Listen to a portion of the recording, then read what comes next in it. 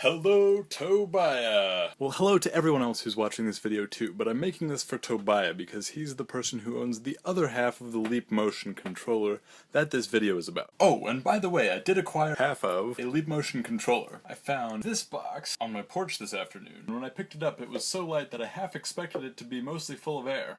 And it was. Anyway, I opened up that box, and then opened up this box, and then got started. While I was aware of its dimensions beforehand, its incredibly small size still surprised me. This sticker was covering the visualizer surface. When I tried to peel it off, it left this green residue on the side of the controller. I followed the instructions and downloaded the software, and blah blah blah blah blah, nobody cares. Once everything was good to go though, it took me through the Leap Motion orientation, which looks something like this.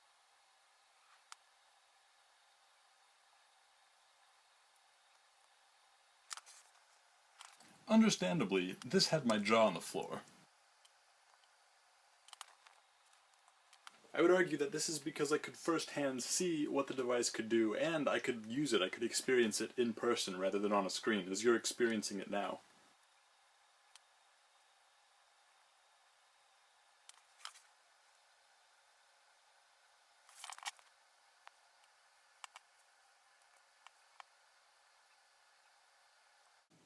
When I installed it, it automatically downloaded some apps, so I experimented with those next. This one was called Lotus. I didn't quite understand it.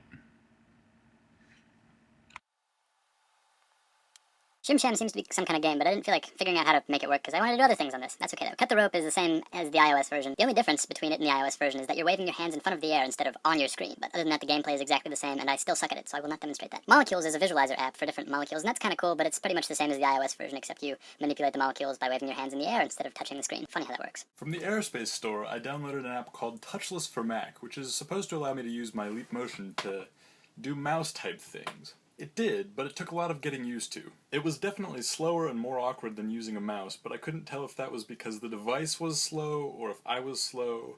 Maybe it was some combination of the two. I don't actually know. One thing that this app did lack, or that at least I wasn't able to find, is a click and drag feature. For instance, allowing you to select and manipulate multiple items at a time. For me, this is a considerable drawback, but that's just because of how I work. You, Tobiah, that is, recommended that I download an app called Better Touch Tool. Now this application has some promise. It allows me to configure all kinds of mouse and keyboard stuff, and it might even allow me to do some kind of click and drag workaround for the Leap Motion, but I haven't had time to experiment with it yet. Basically, this technology has a lot of promise, but not many practical applications yet for me, given my skill level at manipulating it and what I do on the computer. The device itself does seem to get confused from time to time. I am sure, however, that this will change as software and hardware is updated in the future. While this certainly isn't at the level of the Minority Report gestural interface, it's still pretty darn cool. It is quite enjoyable to pretend that you're Tom Cruise and manipulate the fancy computer system and arrest people who haven't committed crimes yet, but never mind. Hollywood aside, the Leap Motion controller is really fun to use. However, it's at least as much fun to imagine the possibilities that the future will bring for the Leap Motion.